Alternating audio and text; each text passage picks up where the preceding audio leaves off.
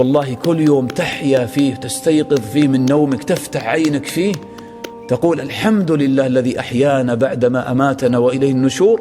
والله هذا اليوم أعظم نعمة من الله تعالى عليك بعد نعمة الإسلام، أن الله تعالى أمد لك في عمرك، أعطاك حياة جديدة، يوما جديدا تعبد الله فيه، تتوب إلى الله تعالى فيه، تراجع فيه نفسك، تستعد فيه للقاء ربك.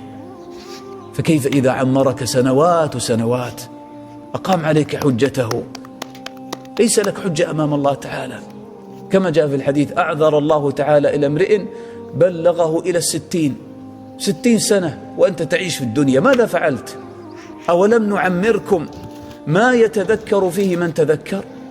يعني أولم نعمركم عمرا فيه فسحة للتذكر، ما يتذكر فيه من تذكر، وجاءكم النذير؟ ماذا بقي لك إذن؟ الله تعالى أعطاك عمرا طويلا، متعك في شبابك، أعطاك صحة وعافية، وبين لك طريق الخير من طريق الشر، ويسر لك عبادته جل وعلا. إذن ماذا تنتظر؟